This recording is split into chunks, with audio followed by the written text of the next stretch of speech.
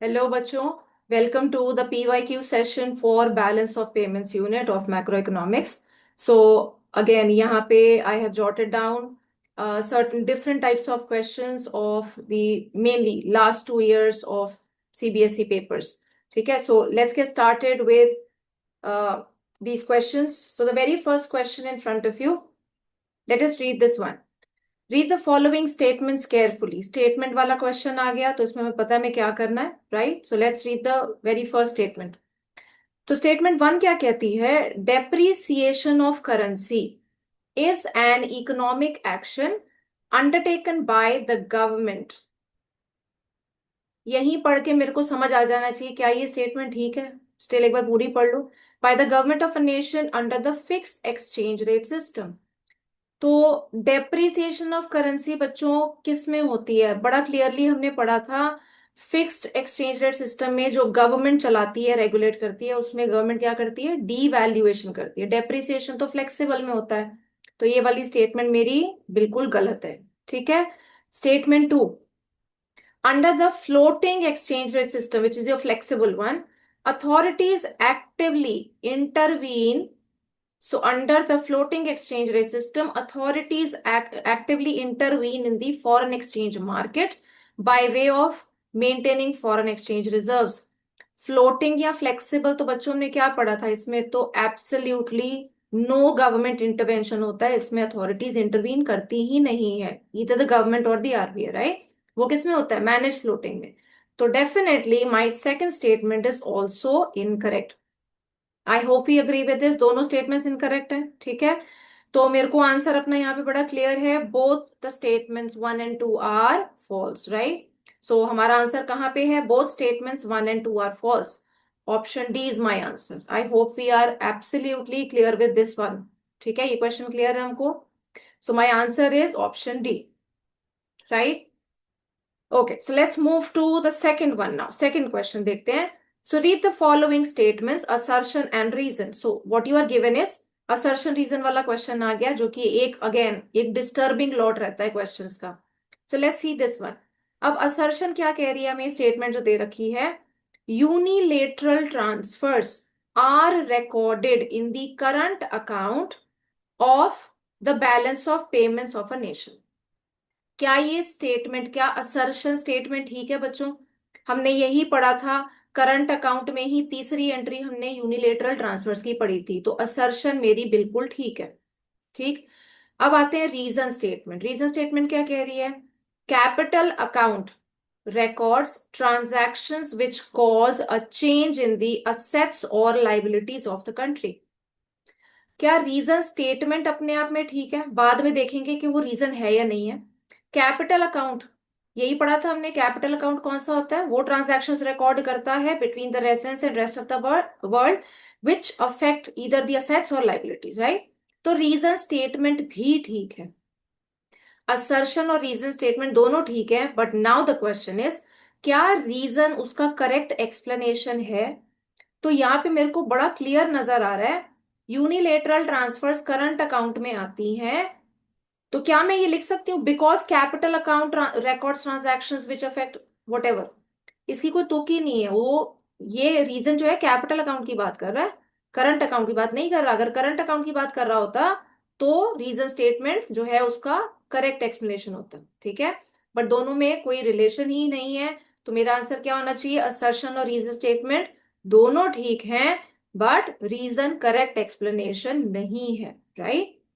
सो हमारा आंसर क्या बनेगा यहाँ पे? वो हमारी यूजुअली ऐसे क्वेश्चन में पता है कि वो दूसरी वाली ऑप्शन होती है, right? So both assertion and reason are true, but reason is not the correct explanation of assertion. ठीक है, तो यहाँ पे मेरा आंसर बनता है option B.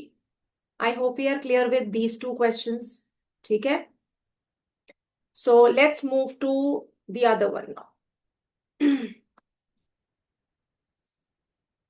So question 3 and 4. Let me have these first. So question third देखते हैं बच्चों अब। Read the following statements carefully. फिर से दो स्टेटमेंट वाले क्वेश्चन आ गए। ठीक है, तो यही मेरे को ट्रेंड कहीं ना कहीं दिखा रहा है कि पिछले 2 सालों में हमने मेनली देखा तो MCQs इसी किस्म के बन रहे हैं, इसमें से, इस पर्टिकुलर यूनिट में से। सो स्टेटमेंट वन क्या कहती है? Under the flexible exchange rate system a deficit or surplus in the balance of payments is automatically corrected. क्या ये स्टेटमेंट ठीक है? याद करो हमने क्या पढ़ा था? फ्लेक्सिबल एक्सचेंज रेट सिस्टम क्या होता है? जिसमें आपका exchange rate, right, which is the price of foreign currency, automatically adjust हो जाता है, इक्विलिब्रियम पे आ जाता है, ठीक है? तो एक्सेस सप्लाई होगी तो फॉल करेगा price, it comes down and comes down back to the equilibrium, ठीक है? Similarly the other side of the story. तो फ्लेक्सिबल सिस्टम खुद में ही वो सिस्टम है जिसमें मार्केट फोर्स और demand and supply automatically adjust कर देते हैं। तो जब प्राइस ऑटोमेटिकली एडजस्ट हो जाएगा तो डेफिनेट सी बात है, मेरा डेफिसिट या सरप्लस भी जो बैलेंस ऑफ पेमेंट में है वो भी ऑटोमेटिकली करेक्ट हो जाएगा, ठीक है? तो स्टेटमेंट वन हमारी करेक्ट है, right? Statement two, under the flexible exchange rate system, फिर से यही आ गया, there is always a possibility of over और अंडर वैल्यूएशन ऑफ करेंसी। तो क्या इसमें ये पॉसिबिलिटी होती है? हमने यही पढ़ा था, ओवर वैल्यूएशन और अंडर वैल्यूएशन की पॉसिबिलिटी फिक्स्ड में रहती है, क्योंकि वहां पे प्रॉब्लम ही ये थी। याद करो डीमेरिट्स में क्या पढ़ा था कि एक, वहां पे डिटरमिन करना मुश्किल है कि क्या रेट तय करें, ठीक है, या गवर्नमेंट कौन सा रेट फिक्स करे। बट फ्लेक्सिबल में तो हमें कुछ करना ही नहीं है, it's on to the market forces, right? So यहाँ पे पॉसिबिलिटी नहीं होती, देर इज नो पॉसिबिलिटी, ठीक है, कि ओवर या अंडर वैल्यूएशन होगी। मार्केट खुद ही एडजस्ट करके उसको इक्विलिब्रियम की तरफ ले जाती है, राइट? तो स्टेटमेंट टू मेरी गलत है because there is no possibility, ठीक है? तो स्टेटमेंट वन बच्चों बिल्कुल ठीक है, स्टेटमेंट टू मेरी गलत है। तो मेरा आंसर क्या होना चाहिए? Statement one is true and statement two is false, right? तो आंसर देखें अपना, तो statement one is true and statement two is false. तो आंसर मेरा यहाँ पे क्या बनता है? आंसर इज ऑप्शन ए, ठीक है? I hope you are clear with this one, right? Okay, so now let us look at the fourth one. फिर से एक असर्शन रीजन वाला क्वेश्चन यहाँ दिखाई दे रहा है। सो स्टेटमेंट्स देखते हैं असर्शन और रीजन की। Look at the assertion statement first. Increase in the exchange rate, which is your foreign exchange rate की बात हम कर रहे हैं, price of the foreign currency. So increase in exchange rate implies that the price of foreign currency in terms of domestic currency has increased, यही मतलब है ना? तो एक्सचेंज रेट ही हमने कहा था प्राइस फॉरेन करेंसी का, तो एक्सचेंज रेट बढ़ रहा है मतलब the price of foreign currency in terms of domestic currency has gone up, right? तो असर्शन मेरी बिल्कुल ठीक है, राइट? स्टेटमेंट ठीक है। अब देखते हैं रीजन स्टेटमेंट क्या है। बैलेंस ऑफ ट्रेड, बीओटी आ गया, याद करो पढ़ा था हमने। Balance of trade records the inflows and outflows of foreign exchange. क्या रीजन स्टेटमेंट ठीक है अपने आप में? पहले ये सोचो, बीओटी क्या रिकॉर्ड करता है? Export and import of goods, ये रिकॉर्ड करता है ना? तो क्या मैं इसको ये लिख सकती हूँ, records the inflows and outflows of foreign exchange? वो तो पूरा बीओपी करता है, तो स्पेसिफिकली बीओटी नहीं करता, राइट? सो हम ये स्टेटमेंट यहाँ पे अगर मैं कहूं तो ये स्टेटमेंट मेरी गलत हो जाती है, because this statement is not depicting in a right way balance of trade. Balance of payments बताता है ये inflows and outflows of foreign exchange, right? So मेरा ये स्टेटमेंट ही गलत है, रीजन वाली स्टेटमेंट ही गलत है, ठीक है? तो असर्शन स्टेटमेंट सही है और रीजन वाली स्टेटमेंट ही गलत है, right? So what should be my answer? Assertion is true but reason is false. So मेरा आंसर क्या बना यहाँ पे बच्चों? ऑप्शन सी, ठीक है? I hope we are clear with this very question, right? So let us see now the next one. Question number 5 पे आ जाते हैं। क्वेश्चन 5 और 6 दोनों एमसीक्यूज ही हैं, so let's C both of these. Question number 5, in the context of current account transactions of balance of payments, identify the incorrect statement। जब पढ़ो तो underline कर लो, क्या ढूंढना है? Identify the incorrect statement from the following, ठीक है? तो चार स्टेटमेंट्स आपके सामने है, इनकरेक्ट स्टेटमेंट ढूंढनी है with respect to the current account transactions, right? याद कर लो करंट अकाउंट हमने जो पढ़ा था, एक्सपोर्ट इंपोर्ट आएगा, यूनिलेटरल ट्रांसफर्स आएंगे, ठीक है। तो पहली स्टेटमेंट हमें क्या कहती है, export of goods and services are recorded as credit items. क्या ये स्टेटमेंट ठीक है? एक्सपोर्ट कहां पे लिखे थे, एक्सपोर्ट करेंगे तो पैसा कमाएंगे, इनफ्लो होगा, और क्रेडिट आइटम, राइट। मेरी ये स्टेटमेंट बिल्कुल ठीक है। Statement B, import of goods and services are recorded as debit items. क्या ये स्टेटमेंट ठीक है? डेबिट में ही पड़ा था, इंपोर्ट करोगे तो पैसा देना पड़ेगा, पैसा देंगे तो आउटफ्लो होगा, आउटफ्लो मतलब डेबिट, यही पड़ा था, ये स्टेटमेंट भी ठीक है। Statement C, all transfer payments are recorded as debit items. अब यहाँ पेमेंट्स लिखा है तो ध्यान देंगे, ट्रांसफर पेमेंट्स, ठीक है। तो यूनिलेटरल ट्रांसफर में आ गया ट्रांसफर पेमेंट, तो पेमेंट करी है, पैसा गया है, पैसा गया तो डेबिट आइटम, ये स्टेटमेंट भी ठीक है। चौथी, बाय डिफॉल्ट चौथा ही मेरा आंसर बनता है, बिकॉज पहली तीन प्रूव हम कर चुके हैं, ठीक है, but still let us read that once. So statement D, all transfer receipts are recorded as debit items. तो रिसीट्स तो कभी डेबिट नहीं होती, रिसीट्स मतलब पैसा आया तो मतलब क्रेडिट, राइट। तो receipts are not debit items, तो ये स्टेटमेंट बच्चों मेरी गलत है, और हमें इनकरेक्ट स्टेटमेंट ही निकालनी थी, तो my answer option is option D, ठीक है। I hope you are clear with this one, right. अब आ जाओ क्वेश्चन नंबर 6 पे। तो क्वेश्चन 6 क्या कह रहा है, फिर से स्टेटमेंट्स, ठीक। Statement 1, import of heavy machinery from Japan is a source of demand for foreign exchange. Import of machinery, क्या ये स्टेटमेंट सही है? याद करो जब आइडेंटिफिकेशन वाला क्वेश्चन कराया था कि कैसे रिकॉर्ड करेंगे, वहां भी मशीनरी का एग्जांपल मैंने लिया था, बिकॉज वो चीज बच्चों को कंफ्यूज करती है। तो हमने इंपोर्ट करी है मशीनरी, मशीनरी क्या है, गुड है, ठीक है। मशीनरी इंपोर्ट करी, बदले में पैसा देंगे, तो पैसा देने के लिए हमें क्या चाहिए होगा, फॉरेन एक्सचेंज ही चाहिए होगा ना। तो is a source of demand for foreign exchange, do we agree with this, right. तो स्टेटमेंट 1 मेरी बिल्कुल ठीक है। I hope you are clear with this, ठीक है। Statement 2, financial aid by the International Bank for Reconstruction and Development for landslide in Wayanad, Kerala is a source of supply of foreign exchange. तो केरला में landslide हुई, मतलब natural calamity is there, and उसके वजह से, because of that, in order to help in that particular situation, तो international bank for reconstruction and development ने financial help करी, ठीक है, पैसा दिया, तो पैसा आया, तो वो क्या हुआ, that's a source of supply of foreign exchange, ठीक है। तो स्टेटमेंट 2 भी ठीक है, स्टेटमेंट 1 भी ठीक है, तो मेरा आंसर क्या बना, both the statements are true और करेक्ट, ठीक है। So both statements 1 and 2 are true, so my answer is option C. I hope we are clear with this one as well, ठीक है। तो अब समझ पा रहे हो कितने सारे स्टेटमेंट वाले क्वेश्चन, असर्शन रीजन वाले क्वेश्चन आ रहे हैं। कॉन्सेप्ट्स हमारे वही हैं जो हमने पढ़े हैं, just that you need to be very very clear. आपको कंसेप्ट क्लैरिटी है तो आपको दिक्कत नहीं होगी, ठीक है। Question number 7 and 8, again 1 markers.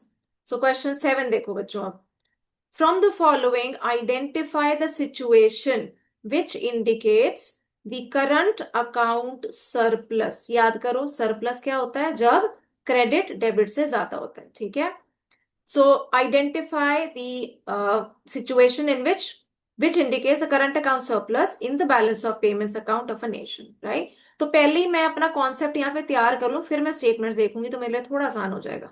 Current account surplus मतलब करंट अकाउंट की जो मेरी रिसीट्स हैं, है ना, मेरी credit side is more than the payments, यही पढ़ा था, जब रिसीट्स या क्रेडिट साइड पेमेंट्स या डेबिट साइड से ज्यादा होगी तभी सरप्लस होगा, ठीक है। तो हम सिचुएशंस देखते हैं, मैं क्या दे रखी है, situation A, excess of receipts on current account over the payments on current account, यही मेरा आंसर है, यही मैंने यहां बोला, excess of receipts receipts are in excess on the current account over payments on the current account. Answer मेरे को यहीं पे मिल रहा है, मेरा आंसर इज ऑप्शन ए, है ना। बट एक बार क्वेश्चन देख लो फिर भी बाकी। स्टेटमेंट बी क्या कह रही है, इक्वालिटी ऑफ रिसीट्स। जैसे ही मैं देखूं इक्वालिटी, मुझे बच्चों आगे पढ़ने की जरूरत भी नहीं है, क्योंकि सरप्लस की बात कर रहे हैं। सरप्लस एक डेफिनेटली एक डिसइक्विलिब्रियम वाला सिचुएशन है, इक्वालिटी तो है ही नहीं, तो ये तो मैं वैसे ही काट दूं। ठीक है, सी वाला देखें, एक्सेस ऑफ पेमेंट्स। क्या पेमेंट्स आता है किसी भी चीज की, आगे मैं ना भी पढ़ूं, एक्सेस ऑफ पेमेंट्स की तो बात ही नहीं हो रही। पेमेंट्स एक्सेस होता तो डेफिसिट होता, we are into a surplus, right. तो ये भी छोड़ दो, so leave this out as well. D1, excess of payments, फिर से ठीक है, तो दोनों में एक्सेस ऑफ पेमेंट्स होगा ही नहीं, राइट। तो बड़ा क्लियर सा क्वेश्चन है यहाँ पे, रिसीट्स का ही एक्सेस है, तभी हमारा सरप्लस होगा। तो very clearly my answer is option A. ठीक है, okay, so now let us come to question number 8। सो अब यहाँ पे हमारा एक ब्लैंक वाला क्वेश्चन आ जाता है। Under the dash exchange rate system, the central bank can control the foreign exchange rate in a range bound manner. Central bank कहाँ पे कंट्रोल कर सकता है फॉरेन एक्सचेंज रेट को, in a range bound manner. Range कहाँ पड़ी थी, central bank की इंटरवेंशन कहाँ पड़ी थी, याद करो, मैनेज्ड फ्लोटिंग। ठीक है, तो बड़ा क्लियर सा हमारा आंसर यहाँ पे है, managed floating exchange rate system, right. So we are given fixed, flexible, manage floating, gold standard. ठीक है, तो अनडाउटेडली मेरा answer is option C. I hope you are absolutely clear with these types of MCQs। आपको थोड़ा सा idea लग रहा है ना कि किस किस्म से क्वेश्चंस आ रहे हैं, बट कंसेप्ट वही है, right. Okay, so having done this now, so we are done with the MCQs बच्चों। अब आते हैं हम क्वेश्चन नंबर 9 पे। ठीक है, सो question number 9, let's look at this one. Question number 9 part A, explain the likely impacts of the Make in India policy. ठीक है, Make in India policy initiated by the government of India on the balance of payments of India, assuming all other factors constant, right? 2 number का question. तो make in India policy initiative जो है उसका क्या फर्क पड़ेगा बैलेंस ऑफ पेमेंट्स पे। ठीक है, तो सबसे पहली चीज, मेक इन इंडिया जो मैं नाम से ही पता चल रहा है तो पुराना भी हो गया, वी हैव रेड दिस, आपने पहले भी सुन रखा होगा, कहीं पे यूटिलाइज इसको किया होगा। मेक इन इंडिया का मेन मोटिव यहाँ पे क्या है, we need to give a push to production in India, right. So production करेंगे इंडिया में, प्रोडक्शन में इंक्रीज होगा, तो उससे क्या होगा, हमारे एक्सपोर्ट्स बढ़ेंगे। ठीक है, एक्सपोर्ट्स बढ़ेंगे, so that will lead to what, हमारा जो क्रेडिट है या इनफ्लो है दैट विल इंक्रीज, यस और नो, राइट। क्रेडिट या इनफ्लो बढ़ेगा, so that will imply an improvement in the balance of payments, right, या बैलेंस ऑफ पेमेंट सरप्लस। ठीक है, इंप्रूवमेंट भी लिख सकते हो, that will enable to us to earn balance of payment surplus, right. हालांकि उसमें और भी फैक्टर्स होते हैं, सिर्फ इससे फर्क नहीं पड़ेगा, but still, so because we are saying, we are assuming all of the factors constant, बाकी कुछ नहीं चेंज हो रहा। तो अगर मेक इन इंडिया होगा, प्रोडक्शन को बढ़ावा मिलेगा, एक्सपोर्ट्स बढ़ेंगे, इनफ्लो बढ़ेगा और बैलेंस ऑफ पेमेंट सरप्लस होगा। ठीक है, इसके अलावा हम यहाँ पे ये भी लिख सकते हैं, तो मेक इन इंडिया को अगर हम पुश कर रहे हैं, so that may also lead to increase in foreign investment. ठीक है, तो we are increasing, we are trying to increase production here domestically, so that may lead to increase in the foreign investment. तो foreign capital inflows, investment बढ़ेगी तो foreign capital inflows बढ़ेंगे, right? Foreign capital inflows will increase, so इसकी वजह से भी क्या होगा, याद करो, इनफ्लो बढ़ेगा फॉरेन कैपिटल का, तो डेफिनेटली हमारी credit side will improve, and this will also lead to an improvement in the balance of payments. ठीक है, तो आप इसको 2 पॉइंट्स में लिख सकते हैं, तो एक पॉइंट आपका प्रोडक्शन वाला हो गया, दूसरा ये वाला हो गया, राइट। पार्ट बी पे आ जाए अब, state the meaning of balance of payment surplus and deficit. 2 number का straightforward question. Balance of payment surplus का मीनिंग क्या होता है बच्चों, डेफिसिट का क्या होता है। डेफिसिट हमने बुक में, मैंने आपको मार्क करवाया था, उसको उल्टा कर दो, वो आपका सरप्लस हो जाएगा। ठीक है, और सरप्लस हम वैसे ही पढ़ चुके हैं, तो याद करो क्या है, balance of payment surplus is a situation when तो बीओपी सरप्लस क्या सिचुएशन होती है हमारी? When the receipts exceed the payments, right? या inflows exceed the outflows. Very importantly, do write on account of autonomous transactions. ये जरूर लिखेंगे, ठीक है? याद करो, पढ़ चुके हो ऑटोनमस और अकोमोडेटिंग ट्रांजैक्शंस, राइट? अकोमोडेटिंग तो सिर्फ एडजस्ट करने वाली होती है, तो प्राइमरीली ऑटोनमस ट्रांजैक्शंस की बात हम करें जब हम डिस इक्विलिब्रियम की बात कर रहे हैं या डेफिसिट और सरप्लस की, ठीक है? तो surplus is always when receipts exceed the payment on account of autonomous transactions. इसका मैं उल्टा कर दूं, payments exceed the receipts on account of autonomous transactions, तो वो हमारा बीओपी डेफिसिट हो जाता है, ठीक है? तो दोनों की आप डेफिनेशन लिख देंगे, you will earn 2 marks, right? I hope ये वाला क्वेश्चन क्लियर है, ठीक है? अब आ जाए क्वेश्चन नंबर 10 पे। क्वेश्चन नंबर 10 पार्ट ए क्या कह रहा है बच्चों? Elaborate any two components of the capital account under the balance of payments account. याद करो, मैंने आपको कहा था कैपिटल अकाउंट के कॉम्पोनेंट्स या करंट अकाउंट के components are very very important. 3 number का क्वेश्चन बहुत बार आता है यहाँ पे, तो इसको मैं एक जैकपॉट ही कहूंगी। 4 नंबर का क्वेश्चन सीधा आपको पूछ रहे हैं और उसमें 2 कॉम्पोनेंट स्पेसिफाई कर रहे हैं, मतलब 2-2 नंबर के 2 पॉइंट्स। तो याद करो, कैपिटल अकाउंट में हमारी जो मेन 2 एंट्रीज होती हैं, तो पहले अगर मैं बात करूं फॉरेन इन्वेस्टमेंट, ठीक है? तो यहाँ पे दोनों चीजें लिखेंगे, राइट? फॉरेन इन्वेस्टमेंट टू और फ्रॉम अब्रॉड, राइट? हम कर रहे हैं या बाहर से हम कमा रहे हैं? तो please do specify foreign investment जो हम रिसीव करेंगे वो कहाँ आएगी? क्रेडिट साइड पे आएगी। फॉरेन इन्वेस्टमेंट जो हम करेंगे उससे क्या होगा? That will lead to outflows and that will be recorded on the debit side. तो please do specify the sides, ठीक है? और ये भी जरूर लिखें, ये कैपिटल में क्यों आएगी वो भी लिखना चाहिए। कैपिटल में क्यों आएगी? Because that will affect the assets of the nation, right? दूसरा तो एक हमारा ये हो गया, दूसरा कौन सा होगा? याद करो क्या पढ़ा था? बोरोविंग्स, बोरोविंग्स या लोन्स, ठीक है? सो बोरोविंग्स और loans taken and loans granted, ठीक है? तो यहाँ पे भी दोनों चीजें आप लिखेंगे कि अगर हम बोरो करेंगे that will lead to the inflows will be recorded on the credit side.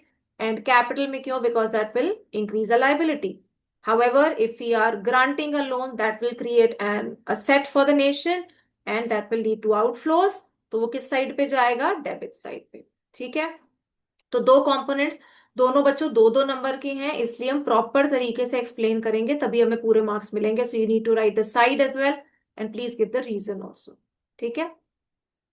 तो ये हमारा था ओके 4 मार्क का क्वेश्चन। And we have a or part, right? तो इंटरनल चॉइस जैसे आती है, सो इंटरनल चॉइस का दूसरा क्वेश्चन हमारा क्या आ गया? Distinguish between autonomous transactions and accommodating transactions. याद करो, आपको बताया ही था मैंने, ये क्वेश्चन काफी इंपॉर्टेंट है।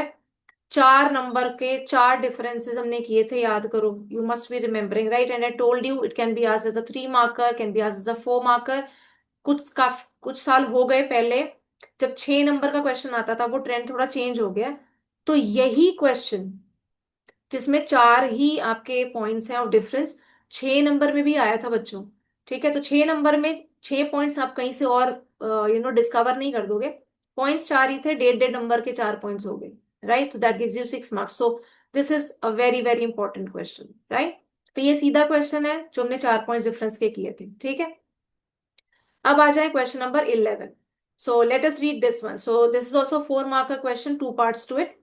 The Indian economy has witnessed a sharp turnaround during 2023-24 financial year, आपको दे रखा है, with foreign direct investments, that's your FDI inflows of US dollar 70.9 billion and net foreign portfolio investments, right? तो portfolio investment याद करो, हमने पढ़ा था, ठीक है? और FIIs इनफ्लोस, ठीक है? तो शार्प टर्न अराउंड इनफ्लोज की बात करी हुई है कि FDI और FIIs के इनफ्लोज हमारे काफी बढ़ गए in this particular financial year, ठीक? अब क्वेश्चन पे आ जाते हैं। ये तो हमें सिचुएशन दे रखी थी, एक स्टेटमेंट थी, right? So this should be in single quotation marks और डबल कोट्स, ठीक है? So part A, first question says, distinguish between the above mentioned economic variables. अब ये कौन से इकोनॉमिक वेरिएबल्स की बात कर रहे हैं? सीधा आपके सामने दो चीजें बच्चों ऊपर है, एक है मेरी एफडीआई, दूसरा है फॉरेन पोर्टफोलियो इन्वेस्टमेंट और दी एफआईआईज। तो याद करो, आप इसका डिफरेंस पढ़ चुके हैं, एक बॉक्स में था, मैंने आपको बताया भी था कि हम ये इसको पढ़ेंगे और इसका मीनिंग और एग्जाम्पल आप याद रखेंगे, राइट? तो वही चीज यहाँ पूछी जा रही है फॉर 2 मार्क्स। तो दो ही आपके पॉइंट्स हैं। एफडीआई क्या होती है, क्या पढ़ा था? Foreign direct investment is that investment in which there is a direct control, यही पढ़ा था ना? the owner gets a direct control over the asset, right? तो डायरेक्ट कंट्रोल होता है asset के ऊपर। एग्जाम्पल भी लिख देंगे, याद करो क्या पढ़ा था? Land and building, right? FIIs क्या होते हैं बच्चों? एफआईआईज में जिसमें डायरेक्ट कंट्रोल नहीं होता है, there is no direct control over the asset, for example your financial assets like shares. ठीक है, तो यही आप लिखेंगे और 2 नंबर का ही है, सो 1 1 mark each, right? Come to the second part of it. In which account of the balance of payments will the given variables be entered and why? आगे ट्रीटमेंट वाली चीज, किस अकाउंट में एंड वाई, दोनों चीजें लिखनी है अगेन फॉर 2 मार्क्स। ठीक है, तो फॉरेन इन्वेस्टमेंट बच्चों किस उसमें आती है? पिछले क्वेश्चन में भी हमने ये चीज डिस्कस की है, दोनों वेरिएबल्स फॉरेन इन्वेस्टमेंट है, किस अकाउंट में आएगी? कैपिटल अकाउंट में आएगी। तो यही आप लिखेंगे प्रॉपर तरीके से। The given economic variables FDI and FIIs will be recorded in the capital account of BOP। 1 number मुझे इसका मिल जाएगा लिखने का। ठीक है, वाई, वाई क्यों? बिकॉज फॉरेन इन्वेस्टमेंट इसमें क्यों रिकॉर्ड कर रहे हैं? Because foreign investments affect the assets of the nation, right? So affect the assets of a nation।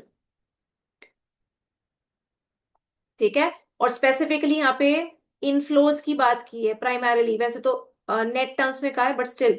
So inflows ज्यादा बड़े हैं तो उसका मतलब क्या हुआ? We are receiving money but we are reducing our assets, right? So affects the assets और reduces the assets of nation. ठीक है, I hope you are clear with this, right? So question number 11 समझ आ गया, this is also 4 mark का question. ठीक है, question number 12 पे आ जाए आप।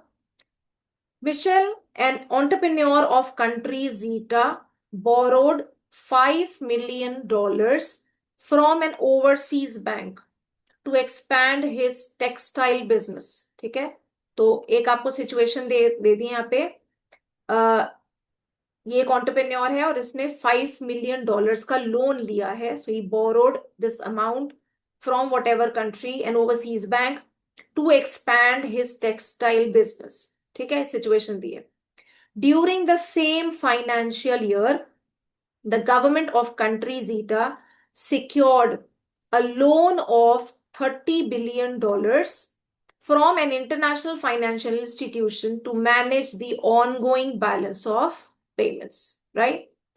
ठीक है, तो आपको दो किस्म के लोन दे रखे हैं, एक इसने लिया है, ये कौन है? This comes under the private sector, इसने अपने बिजनेस पर्पस के लिए लिया है। ठीक है, और सेम फाइनेंशियल ईयर में गवर्नमेंट ने लिया है, किस लिए? To manage the BOP. Borrowing है दोनों, पर दोनों अलग किस्म की हैं, याद करो, हम पढ़ चुके हैं इस चीज को। ठीक है, आगे क्वेश्चन देखो। Samuel, an economic student, categorised both of these transactions as autonomous transactions in the BOP account of the country. Do you agree with his classification? Justify your answer with valid reasons। तो पहले आपसे पूछा है do you agree, तो हाँ या ना भी लिखना पड़ेगा, उसके भी नंबर होंगे और हम जस्टिफिकेशन भी देंगे। तो याद करो, ऑटोनमस ट्रांजैक्शंस बच्चों क्या पढ़ा था? इंडिपेंडेंट होती हैं स्टेट ऑफ बीओपी के और are done for some economic motive, right? तो क्या ये दोनों ट्रांजैक्शंस, क्या ये दोनों बोरोइंग जो बता रखी है मैं यहाँ पे, क्या दोनों ऑटोनमस हैं? डेफिनेटली नहीं, है ना? याद करो, तो इस बंदे ने जो इन्वेस्टमेंट करी अपने बिजनेस के लिए, इसने लोन उठाया, he has an economic motive. ये मैंने आपको तब एक्सप्लेन किया था कि कोई प्राइवेट सेक्टर में कोई ले रहा है लोन, अपने पर्पस के लिए ले रहा है, तो वो ऑटोनमस है। बट अगर गवर्नमेंट लोन ले रही है और बीओपी में सुधार के लिए ले रही है, तो वो क्या है? वो अकोमोडेटिंग है। ठीक है, वही चीज यहाँ पे आ गई। तो डेफिनेटली वी डू नॉट, इसने बच्चे ने क्या किया, दोनों को, both of these transactions as autonomous, right? So do you agree with this classification? Definitely no, right? ठीक है, so no, I don't agree with this classification. अब ये लिखोगे, रीजन में क्या आएगा, बिकॉज फर्स्ट वन जो पहली ट्रांजैक्शन है, ठीक है, so loan taken by Michelle to expand his textile business, this is an autonomous transaction। ठीक है, तो यहाँ पे रीजन आउट भी करेंगे, ऑटोनमस है क्यों, because this is done for economic motive. ठीक, however, if I talk about the other loan, right, so loan taken by, loan by the government, ठीक है, loan by the government of country zeta to manage the ongoing balance of payments, this is not autonomous, this is not an autonomous transaction, and is an accommodating transaction, right? Is an accommodating transaction। accommodating क्यों है, because it has been carried out as a, it has been done to manage the or to adjust the balance of payments situation। ठीक है, I hope you are clear with this, right? तो आप no जरूर लिखेंगे और ये reason out करेंगे, यहाँ बताएंगे कि वो ट्रांजैक्शन ऑटोनमस है, क्यों है, दूसरी ट्रांजैक्शन ऑटोनमस नहीं है, अकोमोडेटिंग है, और अकोमोडेटिंग क्यों है। ठीक है, सो I hope we are clear with this very question as well, right? So these were the questions बच्चों on the balance of payments for the last 2 years। आई होप आपको थोड़ी सी क्लैरिटी हो रही होगी। स्टेटमेंट वाले क्वेश्चंस काफी सारे थे, but I really think questions उतने मुश्किल नहीं है if we are thorough with the concepts, right? तो please do reread them, number of times आपको डिसाइड करना है, बार बार पढ़ो, तब तक पढ़ो जब तक बिल्कुल टिप्स पे ना हो। ठीक है, so that was all in this PYQ session. I will see you in the next lecture with a new unit, right? So thank you so much.